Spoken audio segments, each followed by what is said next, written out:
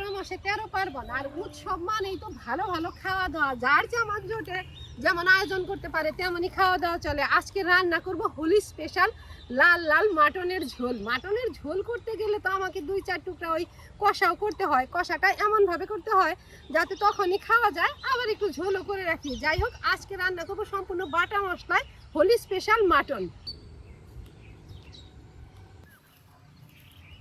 একটু ভালো কিছু রান্না করলে খুকিরা আনন্দের সীমা থাকে না, সব কিছু একদম রেডি করে রাখে। এখানে পেঁয়াজ রসুন আদা ছিলে টিলে রেডি করে রাখছে। আর আমাদের কাছে ভালো বলতে তো ওই মাসের মধ্যে দুই একবার অনেক কষ্ট করে হয়, মাসে একবার খাসির মাংস হয়ই। তো এই যে খাসির মাংস রান্না করব বলে আজকে একদম রেডি করেই রাখছে। বললো যে তুমি কাজকর্ম সেরে নাও, এদিকে আমি সব কিছু ছিলে টিলে রাখি, তোমার একটু তাড়াতাড়ি হবে। যেদিন সবজি নিরামিষ রান্না করি ওই দিন কিন্তু এগুলো করে না।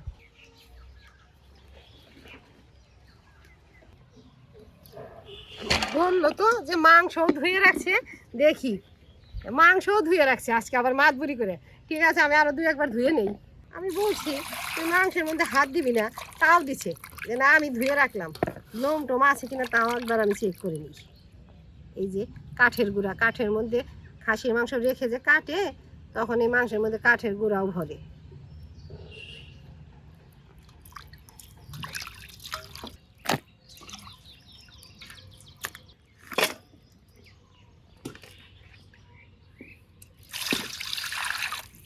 মাংস ধোয়া হয়ে গেছে, এগুলো পরিষ্কার করে ধুয়ে কিছু কেটে কিছু বেটে নেই। এমনি দিন তো শুকনো লঙ্কার গুঁড়া দেই আর কাঁচা লঙ্কা বেটে দেই, আজকে শুকনো লঙ্কা বেটে রান্না করব। ফোড়নের পেঁয়াজগুলো কুচি করব, যেগুলো বড় বড় হবে পিছন থেকে ওগুলো বাড়বো।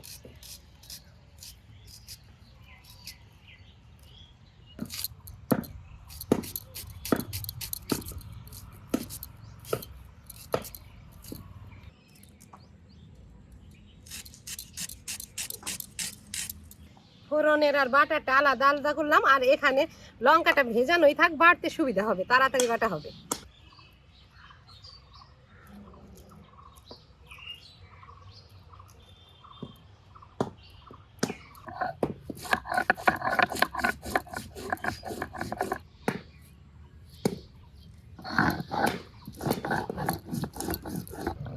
লঙ্কাও বেটে নিলাম।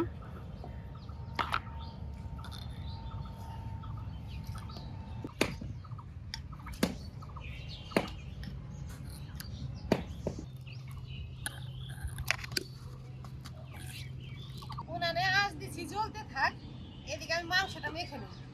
নুন হলুদ আর ভাজা জিরে ধনে গুঁড়ো ওপরে ছড়িয়ে দেই। আদা পেঁয়াজ রসুন বাটা, লঙ্কা বাটা।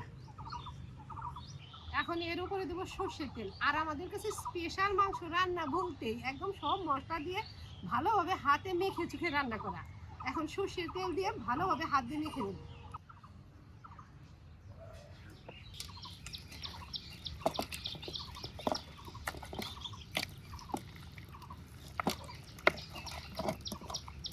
এমনভাবে মাখতে হবে মাংসের মধ্যে যাতে ভালোভাবে মশলা টশলা ঢুকে যায়।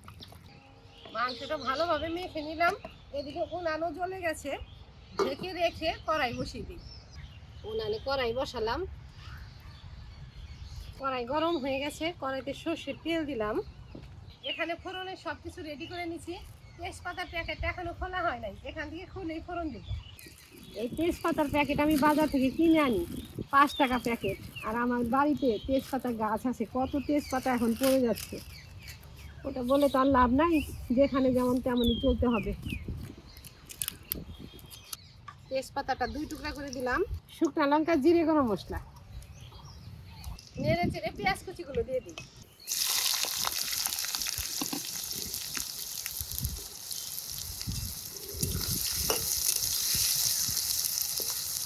ফোড়নের পেঁয়াজগুলো ভেজে নিলাম, তবে বেশি কড়া করে ভাজি নাই, হালকা লাল লাল করে ভাজি। এখনই মাখানো মাংস ঢেলে দেবো।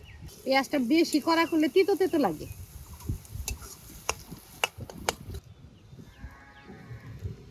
মাংস মাখাতে অর্ধেক রান্না হয়ে গেছে, কি সুন্দর কালার আসছে। মাখানো মাংসটাই ঢেলে দিলাম, গামলা ধুয়ে জল একটুও দেবো না। এখন নেড়ে চেড়ে কিছু সময় ভাজা ভাজা করে নেবো, তারপরে জল দিয়ে অনেক সময় ধরে কষিয়ে নেব।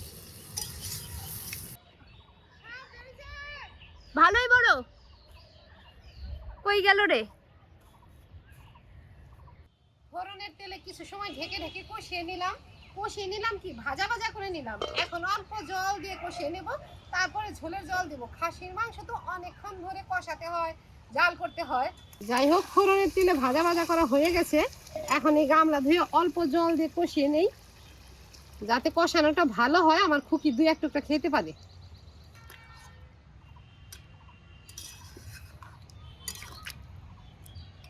এখন ঢেকে ঢেকে অনেকক্ষণ সময় ধরে কষিয়ে নেব। কয়েকটা আলু দেবো, খাসির মাংসের ঝোলের আলু খেতে তো খুব ভালো লাগে। আর এই আলুগুলো নতুন আলু, এভাবে চাষলে খোসা উঠে না, এখন তো শুকিয়ে গেছে, আবার ছিললে পরে অনেক ফেলা যায়। অল্প অল্প খোসা সহই দেব। একটু একটু তুললাম, এখন ডলে ডলে ধুয়ে নেব। আর দুই একটা আলু তো ছোট, ও দুইটাই গোটাই দেব, আর বড়টা দুই টুকরা করে দিই। এই তো বাস।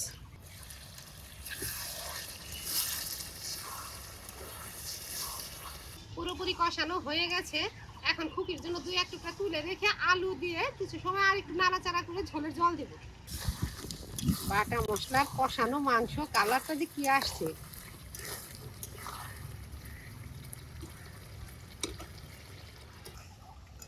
আলুটা এখন উপরে দিয়ে দিই, একটু সময় নেড়ে চেড়ে ভাজা ভাজা করে ঝোলের জন্য আজকে গরম জল দেব, তাড়াতাড়ি রান্না হয়ে যাবে। ঝোলের জন্য গরম জল দিই।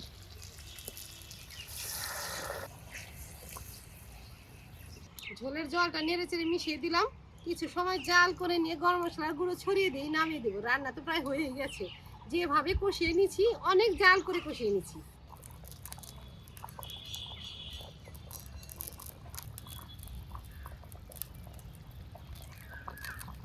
ঝোলের জল দেওয়ার পরেও বেশ কিছু সময় জাল করে নিলাম, তারপরেও ঝোল আছে। অনেকেই বলে খাসির মাংসের এত ঝোল রাখি কেন?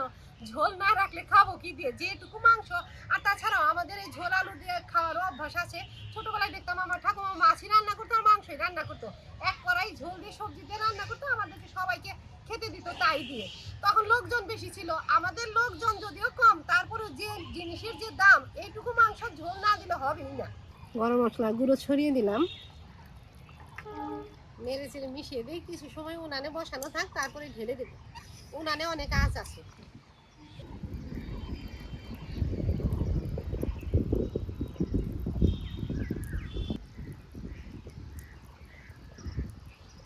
রান্না পুরোপুরি কমপ্লিট, এখন গামলাতে ঢেলে দিই।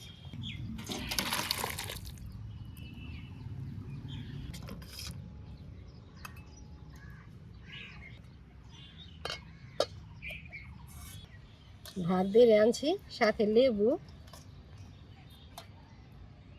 এই তো এমন ভাবে আমরা খেতাম, এক টুকরা মাংস, একটু আলু আর ঝোল। আমার ঠাকুমা রান্না করতে এভাবে, বাটা মশলা দিয়ে খাসির মাংসের ঝোল, সেটা ঝোল দিয়ে মেখে খেতেই স্বাদ।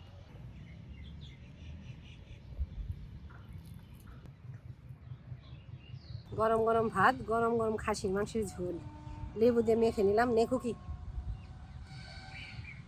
এক থালাতেই বেশি করে ভাত নিচ্ছি। আগে খুকিকে চারটে খাইয়ে দেই, তারপরে আমি খেয়ে নেবো। একসাথেই খাই, আমাকে খাইয়ে দিলে, এখন তুমি খাও। আগে না, দুই চারবার খাই না আগে। খাও না। না না, আরেকবার না বাবা।